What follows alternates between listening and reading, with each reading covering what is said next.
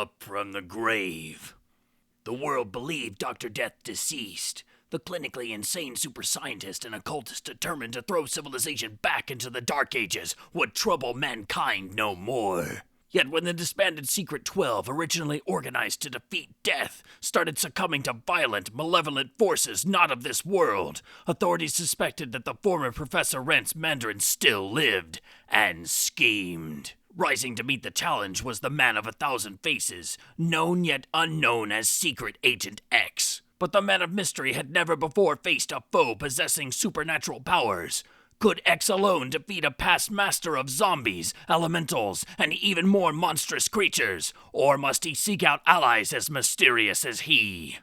In Secret Agent X vs. Dr. Death. Hello and welcome back to this damnful idealistic crusade.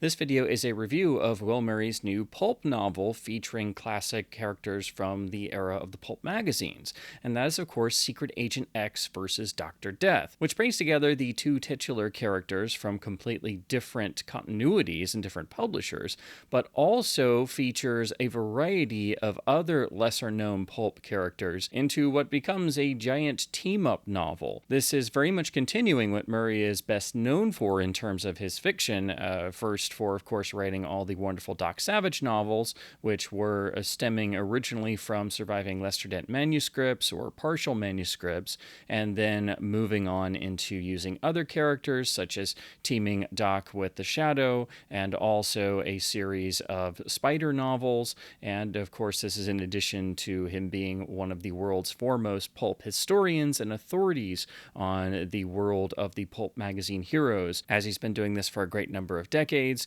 has written countless scholarly articles and done so much invaluable research into preserving the history of the world of the Pulp magazines, not just the details of the characters and the stories, but the actual writers and the publishers and how all the different publishers and magazines would operate and all the different standards and unique qualities of each. He has, of course, also published invaluable scholarly books in terms of reference books, notably the 3 volumes he's brought out about the overall history of the Night of Darkness, The Shadow, which, of course, I have also reviewed on this channel. Now, this book seems to be perhaps the first in what will hopefully become another series. Presumably, Will Murray might go on to write more books featuring the character of Secret Agent X, and perhaps featuring more appearances of Dr. Death. Now, these two characters are less well known than the bigger names in the world of Pulp heroes, so as with any of these books, it does help to at least have some knowledge of the characters going in. But Murray is also one of the great Pulp historians, and he's not about to just drop a new reader into a book without establishing all the characters for someone who has never heard of them before. So with this book and his other books as well, you are able to just start reading and have no prior experience with these characters. But I would say it's a good idea to, at the very least, read the first stories of both Secret Agent X and Dr. Death. And these are both characters that are public domain, so you can actually get wonderful reprints of these stories. They are currently still in print in volumes from Steger Books, but you can also find PDF scans of the original magazines for at least some of the issues, including the first issues, online, so you can actually read them for free and get the original experience of the dual column style and the backup stories and the illustrations. So that's what I did because I had heard of these characters and I sort of knew the basic gist of kind of what they were about, but I hadn't actually read the stories yet. And so I did a little digging and I wanted to at least read the first issue of each to get a feel for them and then dive into the book. And now that I have more experience with them, I'm really wanting to go get those Steger volumes. And the same goes for the other characters that are in this book, because if you come in as a new reader, it whets your appetite to learn more about all these characters and experience more of their adventures, because each one is so perfectly established in this book that none of them feel shortchanged, which is saying something because there are what becomes an entire team of Pulp heroes. And what actually unites them, rather interestingly, is that all of them except Dr. Death were published by Ace magazines, and Dr. Death was published by Dell magazine. So all the characters except the primary villain were actually under the same publishing imprint. So that's what links them, and I think that's why Will Murray chose these specific characters to bring together, as it makes sense that had the whole concept of teaming your heroes together been more of a thing in the era of the pulp magazines, then they obviously would have done that at some point. So this is a book that I was very much looking forward to, but I knew I wanted to at least get some experience with the main title characters first before diving in, because again, it just enriches the experience because you're able to then have that grounding and know what the book is pulling from, and then you get to have even more fun because you're in on the game of it and you already know what has transpired at least somewhat in the past. But the book never leaves the reader out in the cold, so you're able to dive into this book without knowing any of these characters, and it's such a fantastic ride throughout that you shouldn't let not having any prior experience discourage you from trying it in the first place. Now, I want to try and stay relatively spoiler-free in discussing this book because the great joy of any pulp story and its plot is being able to be constantly surprised and sucked into the story that you cannot put the book down, and before you know it, you've read 3/4 of it, and all this time has gone by because you've just gotten so engrossed in the material. But I do want to at least talk about the primary characters a little bit to give you an idea, and then talk about the basic plot setup, as it does draw directly on the established continuities and original stories that really makes this book a continuation of those. And one of the most amazing things about this book is that it is a perfect continuation of not just the Secret Agent X character and respecting the continuity of those stories, but it does the same for Dr. Death and all the supporting characters in each of those series and intertwining them. But it also does this for a variety of other hero characters that are lesser known. So it's doing this multiple times over, and any writer will tell you, trying to juggle multiple continuities and supporting characters and timelines and making all of this fit and not disrupting any of those. It's really difficult with 2 characters, but doing it with, essentially 5, that's nuts. And this book is so effortless that you don't even think about that until you finish the book, and then you realize just how effortlessly all these different characters and continuities were blended in. Now, Secret Agent X ran for 41 issues starting in 1934. It was in direct competition with, of course, The Shadow and Doc Savage. But as a character, he is a rather interesting I would describe him as almost a blend of elements of The Shadow and the Phantom Detective. Secret Agent X is actually a secret agent who is funded by a mysterious group of either government figures or millionaires, or a combination of the two, and we never learn his true identity. He is known as the Man of 1,000 Faces because he has the ability to virtually disguise himself as anyone using vocal trickery and matching speech patterns and intricate usage of makeup and prosthetics, so he is always an enigma. And even though he is fighting for the forces of law and order, he operates outside of the law, and so the police forces are also after him. He also, rather interestingly, does not kill, or goes out of his way to not kill villains. He primarily uses a weapon of a gas gun, and also a cigarette lighter sometimes that fires knockout darts. He also leaves a calling card, which is typically what looks like a business card, but when people look at it again, it has dissolved and changed to only show an X. So he's always getting in and out of scrapes, not only with criminals and villains that he's after, but the police themselves. And he gets his orders through a variety of dead drops and secret communications and secret clandestine meetings.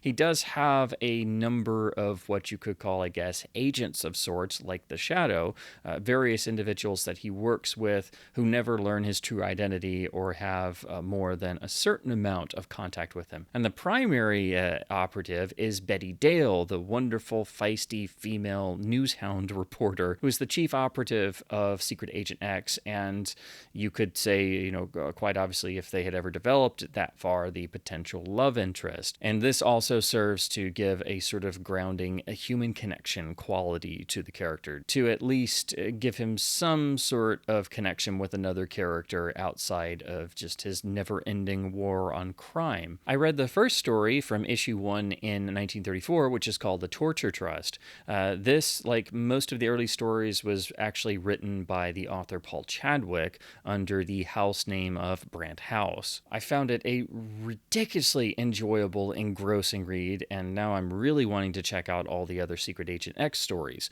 There were other authors who came in and, of course, would write under the house name, so I'm sure the overall tone of the stories might change a little bit here and there. So in that sense, it is like the Phantom Detective that ran for so long. It went through multiple different authors, always writing under the house name. But interestingly, I found it striking that not only did I find Secret Agent X a bit reminiscent of both the Phantom Detective and the Shadow, but he's actually predating some elements that are iconic parts of the Green Hornet in terms of the usage of the gas gun to knock out criminals and not killing, and also the Secret Agent X calling card is kind of like the seal of the Green Hornet, and the Hornet operates outside of the law, so both criminals and the cops are always after him. So that adds an element of danger and excitement, and the character having to think on their feet and 10 steps ahead of everyone else. So I don't know if Franz Stryker was influenced by Secret Agent X and the development of the Green Hornet, because the Hornet started on the radio in 1936, 2 years after Secret Agent X started. So I just found it really interesting as a Green Hornet fan that Secret Agent X actually is doing some of the classic Hornet elements 2 years before and may have been an influence on the Hornet. Dr. Death is a completely different experience. It was really more of an experiment in terms of the Dr. Death magazine that was generated by Dell Publishing. What they decided to do was devote an entire magazine not to a hero, but to a villain character who would, of course, return time and time again. And it didn't last very long. But interestingly, there was an earlier Dr. Death that was an entirely different character, and you can actually read those collected stories in a volume that's available from Steeker Books. But it seems like somebody took the concept of having a villain called Dr. Death and decided to use that for this supervillain pulp magazine that the publisher wanted to try. And so sure enough, in 1935, we got the first of 3 Dr. Death magazines. Now, Dr. Death as a character is one Dr. Rance Mandarin, a brilliant doctor, a keen mind, one of the most brilliant men on the planet, who has gone completely insane and has this mad desire to take mankind back to the pre-industrialized age because, as he puts it in his mad rantings, man has gone so far astray from what God intended that it's up to him to reset everything and then rule the cleansed, simplified world as if it was his own personal Garden of Eden. And he targets various scientists and industrialists and political figures and decides to do away with them one at a time in increasingly horrifying ways. Now, that would give you your typical standard adventure pulp, but you also have to factor in this is a pulp that worked in elements of science fiction pulps, but also eerie and especially horror pulp stories, because Dr. Death is also a master of the occult and has the power to reanimate the dead and turn it into his own personal army of zombies. He also hypnotizes and eventually is able to also possess people, so anyone could actually be an operative of Dr. Death, or actually Dr. Death actually taking over their form. He commands elementals from the depths of hell itself, and in each story has some astounding, potentially earth-shattering scheme, and it is up to virtually the united forces of the entire world from the president on down, led by the efforts of the primary antagonist, Jimmy Holm, who is a sort of occult detective, and his good friend Inspector Ricks of the police force. And even the criminal underworld throws in their lot with the united force against Dr. Death and puts a ban on all criminal activities until they can find, capture, and kill Dr. Death. And this sets the stage for each story to reach increasingly delirious heights of just pure pulp frenzy. So you can have everything from elaborate death traps to horrible deaths to hypnotized people to possessed people to, again, elementals from the depths of hell itself to the army of zombies and reanimated dead to people shrunken down to doll size, dying horribly, to death rays, to just anything you can imagine could actually possibly happen in a Dr. Death story. He is an incredible supervillain character, and it's also getting into the areas of other pulps. So it's basically like a super pulp because you have aspects of a hero pulp magazine, aspects of science fiction for sure, but it also goes right into the eerie stories and the realms of horror pulp. So you get basically some of everything. And the gist of it is, in spite of everyone's desperate attempts, Dr. Death will return another time, even though they think they might have finally gotten rid of him. So the first story sets all of this up, and the society that is brought together to secretly meet and develop plans to hopefully defeat Dr. Death as he's trying to rid the world of all of its great minds. And I also read the second story where Dr. Death returns and tries to uncover the secrets of Egypt, and also teams with a surviving secret Egyptian queen.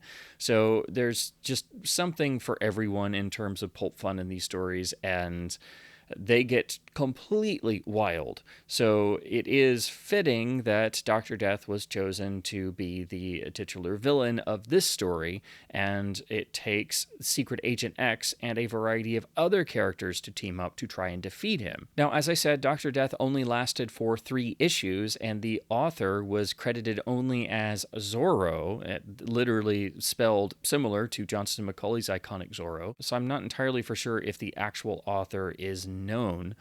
But then there were 2 additional stories that were later uncovered and published in a separate volume by Steger Books. So there are technically 5 Dr. Death stories, but only the first 3 were actually published as pulp magazines.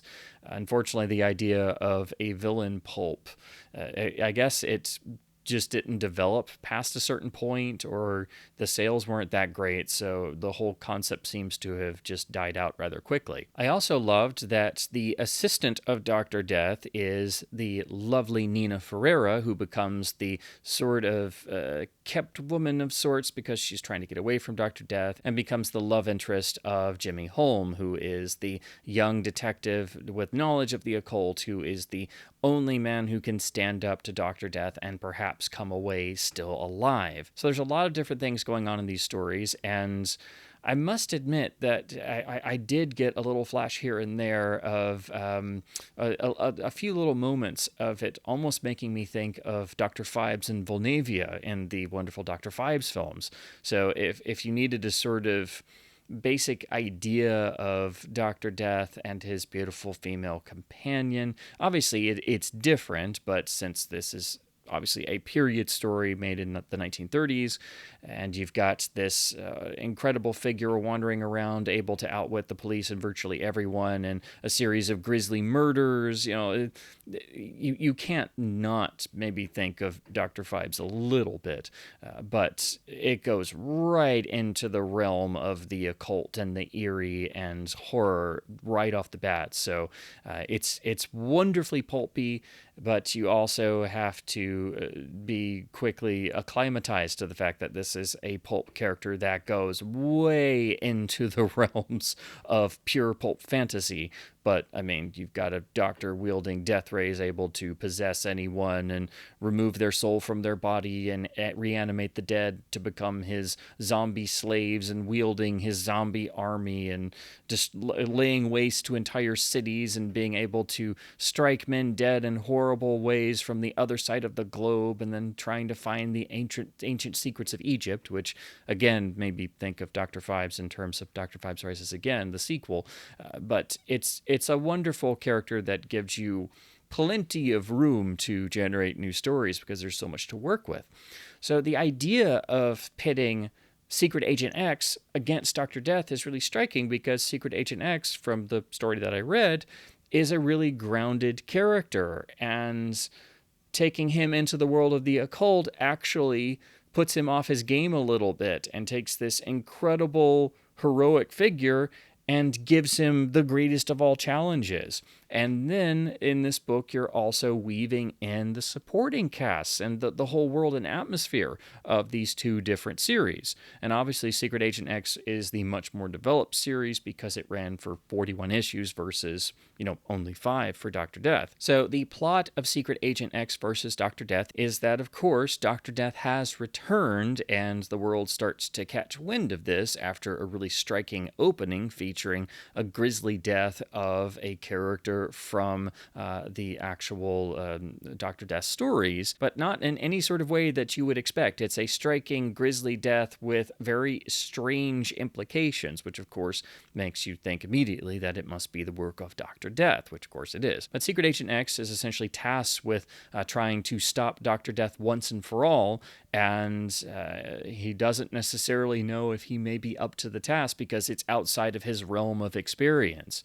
And so that gives a nice bit of drama to work off of, but it also allows for the X character to start building a case and figuring out how to operate and learning more about Dr. Death, interacting with the supporting characters from his stories, but also moving into the world of Dr. Death. So we have appearances from Jimmy Holm and Inspector Rick, so we immediately have the supporting cast of the Dr. Death stories, and then they start interacting with Secret Agent X, who's almost always in disguise, to get more information out of people before quickly getting out of there before they realize that who they're actually talking to. All the while, Dr. Death is still trying to carry out his mad plan to rid the world of all science and industry and destroy all the top minds, and basically resetting the world to earlier times with him as its ruler, except he has a new unfortunate little wrinkle in his abilities,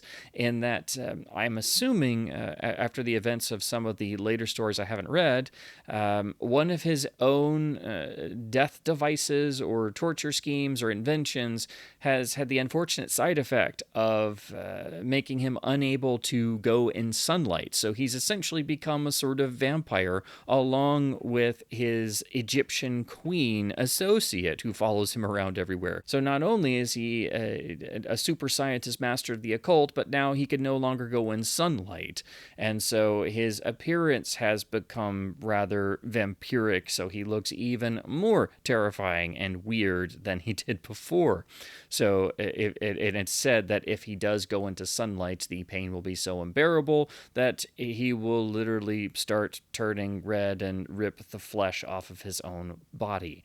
So that's a striking image.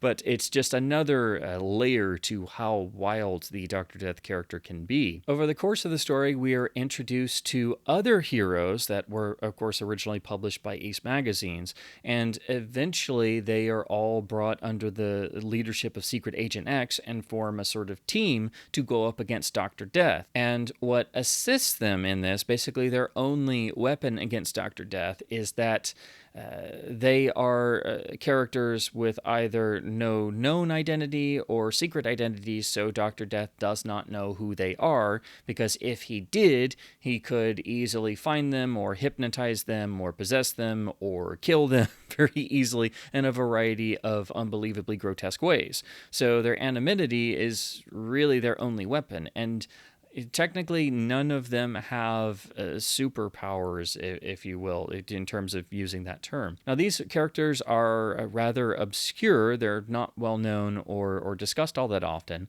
but you can actually read their stories. Again, most are reprinted in volumes by Steger Books, but you are introduced to each one and learn enough about them, and each one gets enough time in the spotlight to where you can distinguish them as individual characters and know their abilities and kind of what they can do, and so none of them feel shortchanged. The first is the Moon Man, which ran for a number of stories. This was a police detective, Stephen Thatcher, who decided to fight crime on his own using a costumed identity, which featured a really unique one-way helmet that was glass that he could see out of, no one could see in, and so it gave him this appearance of almost sort of having a space helmet on, hence the name the Moon Man. He would carry a .45 and typically, I believe, not kill, and it's thought that his overall appearance may have influenced the design of the Spider-Man villain Mysterio. He was also known as a Robin Hood character who would steal from the rich and give to the poor, basically always taking the loot from his various operations and distributing it throughout the city. So he was also not only a costumed hero who had the police and criminals after him, but was becoming more and more of a folk hero. And the helmet is not only a way of disguising his real identity, but it allows him to avoid gas attacks and things because, of course, it's part of a sealed overall suit and costume, and so he's able to protect himself from various attacks. Another is the Cobra, who was a short-lived pulp hero who was a crime fighter, of course, very much obsessed with snakes. Not only was the Cobra his namesake, but he was said to be able to move quickly like a cobra, and he struck like a cobra because he would typically use his blowgun made of jade, and he would carry a whole variety of needles and darts that would be laced with various types of snake venom, completely poisonous ones that were deadly, ones that would knock out or somehow incapacitate enemies, and that became his sort of shtick, that he would not only move and act snake-like, but also use snake venoms and the darts and the blowgun to attack his enemies. Then there's also the detective character of Wade Hammond, who lasted for a number of stories, and these have been collected in volumes by Off Trail Press. Wade Hammond is a detective who only takes cases that interest him. He has a history of being a sort of world adventurer, and he's trying to solve cases that essentially the police can't solve. What makes these stories interesting and unique is that not only is the character just doing whatever interests him, but the cases typically have wilder aspects and are never your standard cut and dry mystery. Sometimes they may get a little bit into science fiction, sometimes they might get a little bit into, I guess, aspects of the occult and such, but this is another interesting character that can allow for moving into more exotic stories and thus fits perfectly in the realm of Dr. Death as well. Another character is the Griffon, which is actually an aerial fighter, so these stories feature a lot of aerial combat. This series lasted for quite a while and featured the character of Carrie Keene, also known as the Griffon, who was essentially a sort of millionaire playboy by day, who would go out at night to fight crime in his sleek secret plane, so you had a variety of mysteries interspersed with aerial combat sequences. The Adventures of the Griffon have been reprinted in multiple volumes, also by Steger Books. Then there's also the really interesting and rather obscure character of Ravenwood, who is a character that originally, I believe, appeared as backup stories in issues of Secret Agent X magazine. Now, this character is basically a sort of occult detective crime fighter. His backstory is that his parents and he befriended a mystical figure, or I should say a figure with occult powers called the Nameless One, and after saving his life, the Nameless One pledged allegiance to the family and said he would look after the young Ravenwood, and then after his parents' death, they eventually go back to the U.S., US, where Ravenwood actually has the Nameless One in his house and is able to use the abilities that he has learned and the help of the Nameless One as his sort of spiritual guide and guru to fight crime and solve mysteries that typically will delve into the world of the occult. So this is a perfect character to work into the realm of Dr. Death, and again, keeping everything within the world of Ace Publishing. So you've got characters that were all originally under the same roof. And so everything in this story technically could have happened had they decided to do this in the era of the pulp magazines. It would have just been licensing the Dr. Death character from Dell magazine. So this essentially could have existed in the golden age of the pulps. That's what makes it all work. So those are the other pulp characters you'll meet over the course of the book. And what's really fascinating and wonderful is, even though they're quite obscure and you'll probably have never heard of them before or obviously never read their stories, you get enough to know about them to understand who they are as characters, what their abilities are, how they differ from each other, and how they actually are brought together to form a unit and what is actually a team up against Dr. Death. And it gets you interested in actually knowing more about these characters. And so once you finish the book, then you can go start getting all of the reprint volumes. I'll have links in the description below, but all are reprinted by Steger Books in different volumes, except for the Wade Hammond stories, which is a different publisher, and I'm not sure, but those may be out of print, so that's going to be the only one where it's not immediately available. But some of these other characters are also public domain, so if you look on certain sites that archive pulp magazines, you can occasionally find scans of issues that contain some of their stories. And there's also some nice information here and there online, and also some wonderful pulp resources that I'll link to, including the incredible book, The Secret Agent X Companion, which is all about the Secret Agent X pulp series, its history, its publishing history, and was, of course, co-written by Will Murray, so he's the perfect person to continue the adventures of Secret Agent X. So what can you expect from Secret Agent X versus Dr. Death? Let me just say that this book is structured and flows exactly like any great pulp story from the golden age of pulp magazines. This is a book that flows so beautifully that you lose all track of time and you have to know how it ends. It feels so effortless that chapter 1 feels like chapter 10 feels like chapter 20, and it's an experience that you just have to keep reading to see where the story is going to unfold further. It is packed with plot twist after plot twist, character reveal after character reveal. We get to meet all the supporting casts once again from Secret Agent X and Dr. Death, and everything is so wonderfully intertwined that it feels like they were always part of the same universe.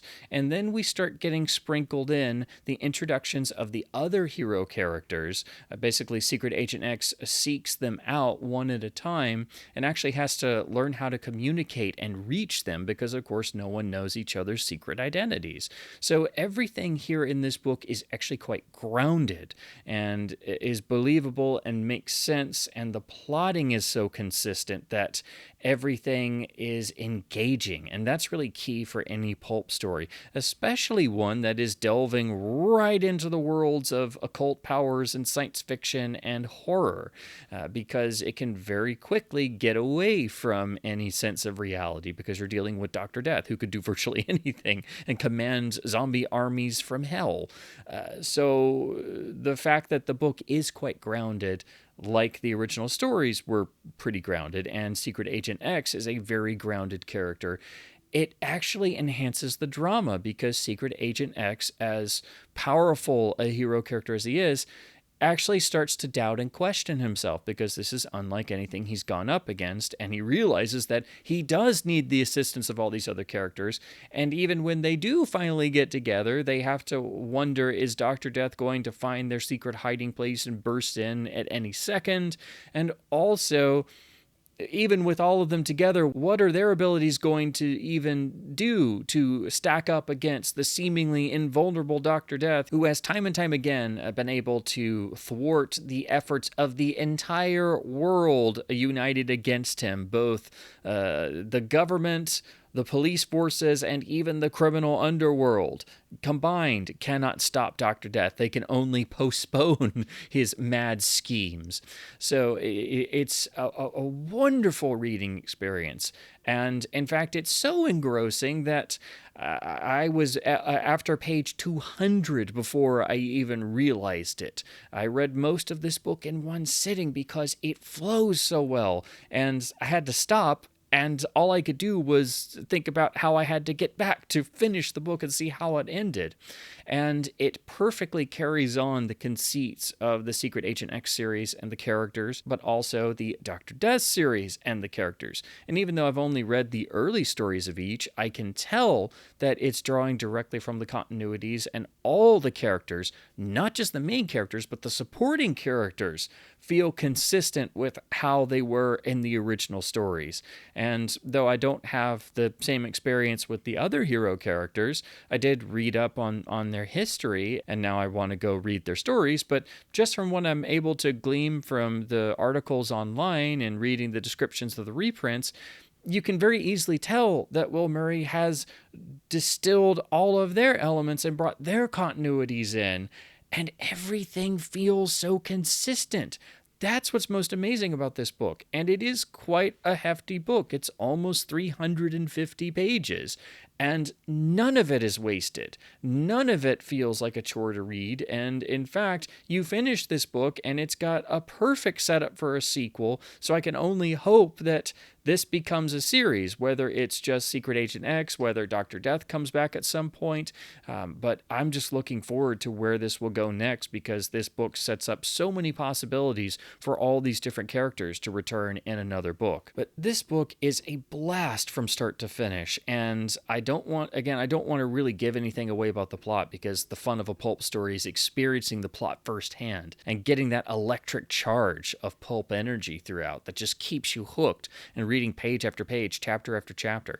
I mean, this flows like a classic pulp magazine story, where obviously the chapters are short to keep you reading and turning page after page, but it just feels effortless and feels like it's continuing directly where the original pulp series left off with all these characters. The only thing I'll say about this particular plot and what Dr. Death is using this time is, of course, in the early stories, he did all sorts of different things, would basically have a new scheme or a set of abilities in each story. And in the second pulp story, he moved into the ancient secrets of Egypt. Well, the only thing I'll say about Secret Agent X versus Dr. Death, not only is Dr. Death now also basically a living vampire, but his basic shtick this time involves Greek mythology.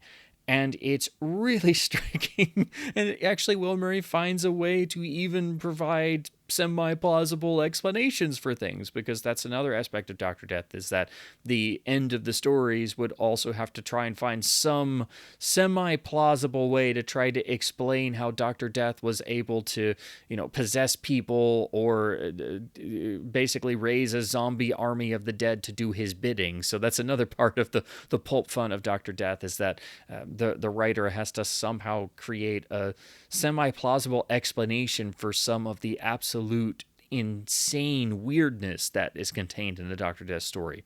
But here in this, it's actually moving into elements of Greek mythology, which I didn't expect, and it really threw me for a loop at first, but it's also just the perfect level of wild that you need in a Dr. Death story. So even that, the more wild aspects, the out there stuff, the pure fantasy, science fiction, horror stuff is woven in perfectly. So this feels like a Dr. Death tale, because it is. It's also a Secret Agent X tale, but it's also a tale of all the other characters and how Will Murray is juggling all this stuff and gets it all into a single, consistent, outstanding book that is engaging from start to finish and worth every single page. is just nothing short of astounding. This gets my highest recommendation. It is a fantastic book filled with everything from near-death escapes to subterfuge, lots of knockout gas being used, lots of snake venom, of course, characters fighting zombies and elements of Greek mythology, having an entire underground lair underneath a graveyard with secret entrances and what is essentially a never-ending labyrinth maze filled with a variety of death traps that are seemingly inescapable, with Dr. Death at its center, who also has the ability to use death rays and strike death from the other side of the world, with his ability to pinpoint people and using his various invented devices. But he also, if this was not enough, and all his other various schemes, he is also trying to recreate the abilities of even King Midas and transmutating things into gold. So this book has something for everyone.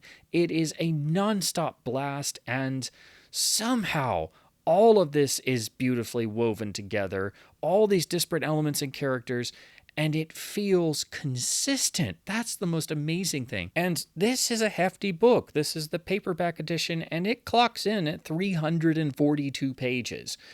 None of it is wasted, and it is so unbelievably fulfilling as a reading experience.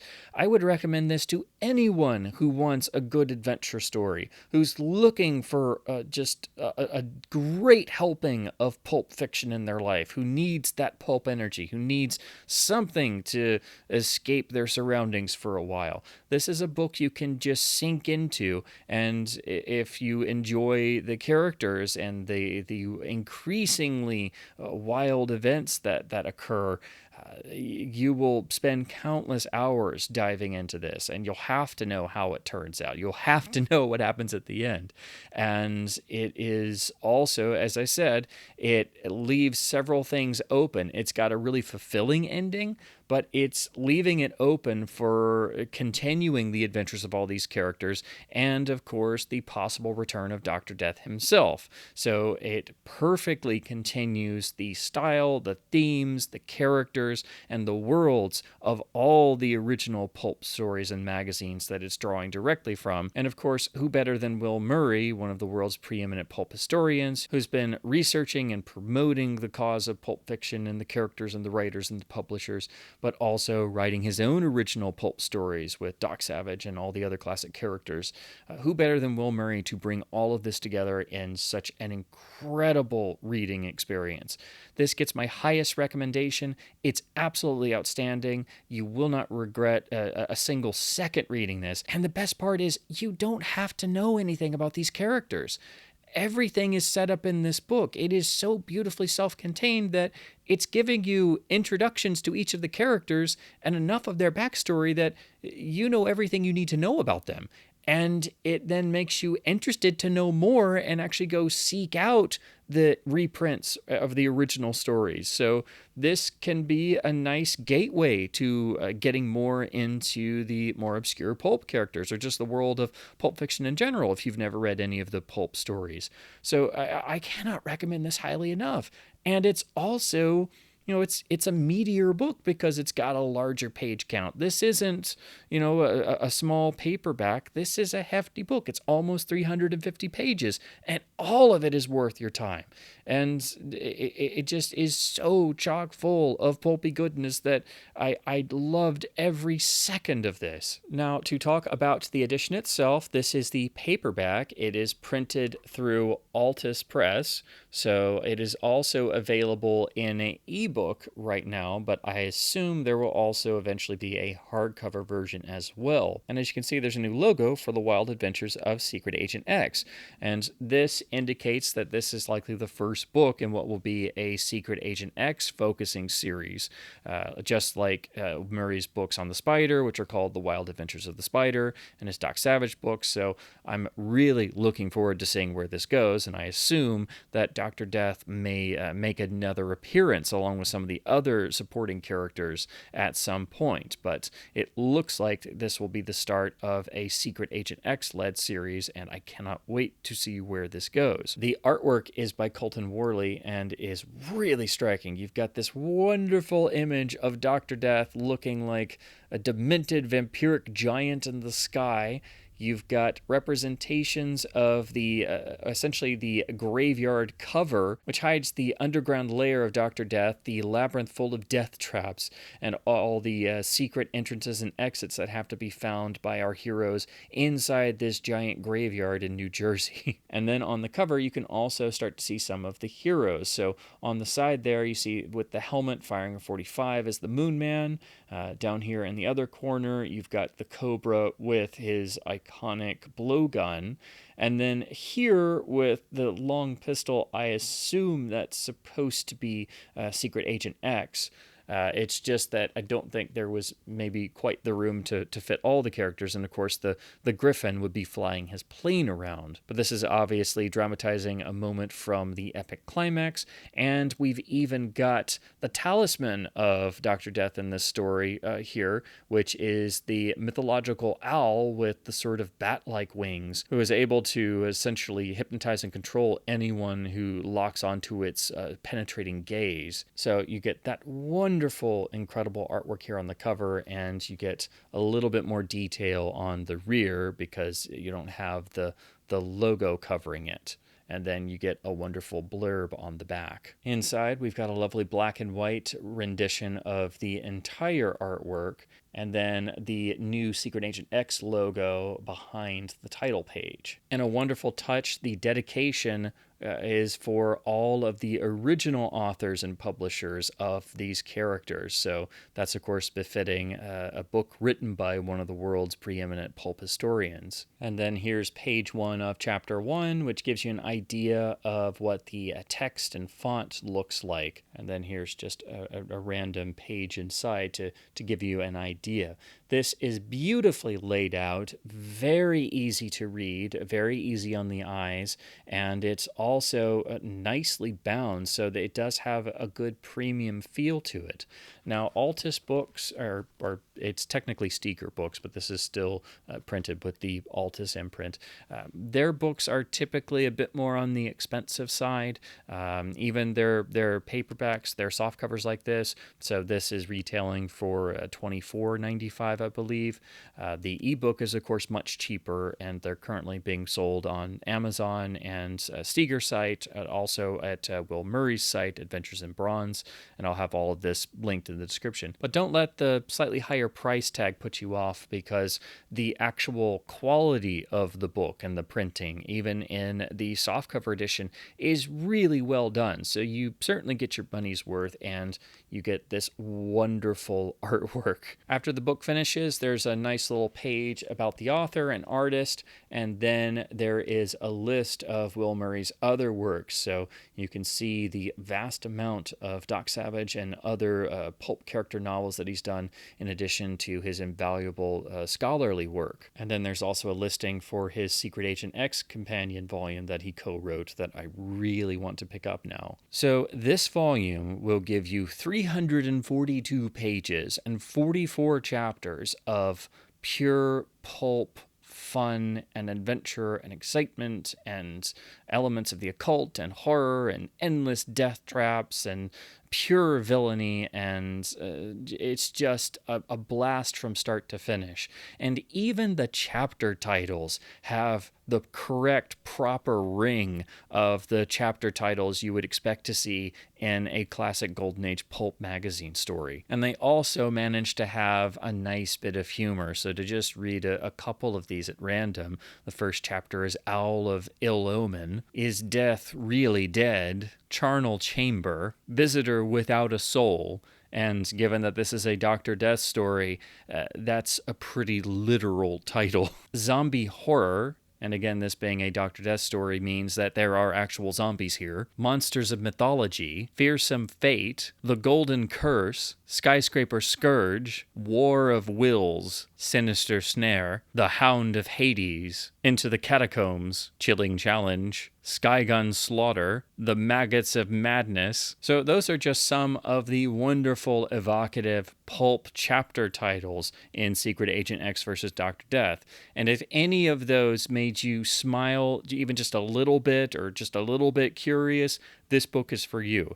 This gets my highest, most absolute recommendation. It is a fantastic book, just in terms of the writing and craftsmanship, and bringing all these different characters and supporting characters and continuities together and making it all work and making it consistent and giving each character enough time in the spotlight to where they're actually distinct enough and stand out and stand on their own and don't get lost in the shuffle, but also making it grounded enough to where you can follow it along and feel connected to the story, even though it's getting more and more into the occult mad world of Dr. Death, and bringing characters who are straightforward characters like Secret Agent X into the world of Dr. Death and using that to generate more drama. I mean, it is a beautifully crafted book, just as a book itself, just as in terms of the writing and the craftsmanship, not just as a great pulp story. This is a great book, period.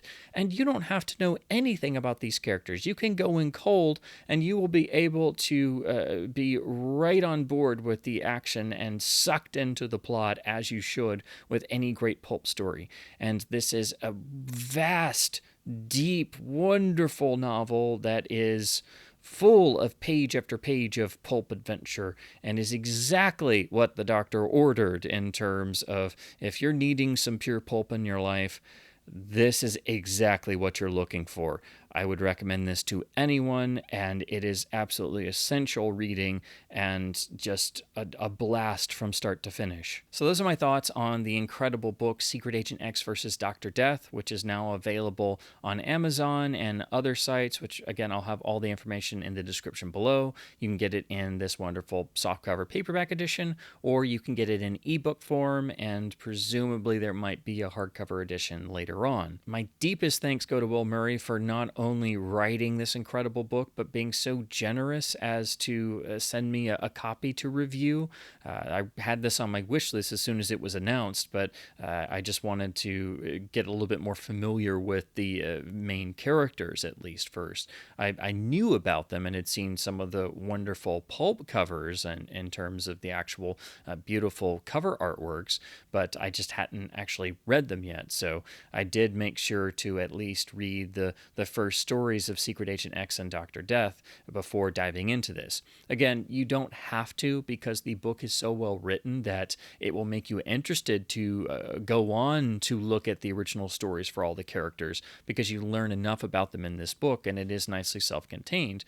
But I think it adds immeasurably to the fun and the enjoyment of the experience to at least know the first couple of stories of the main two characters, to know all the supporting characters and know the backstory, to where you're able to be immediately on board with the book and what it's doing, as opposed to coming in completely cold, which again, you can still do because the book is so well crafted. But I would recommend people checking out the first stories, which again are available in wonderful reprint volumes, which I'll have links to, but you can also actually look at digital scans that are available online, since these are public domain characters. So that's what I looked at, and I'll have links to those as well. But again, you can go into this book cold and get the same incredible reading experience, because you get to know enough about all of the characters. So as always, I hope my babblings about the wonderful pulp characters and the classic world of pulp fiction and the pulp magazines and modern books has been at least somewhat fun and informative.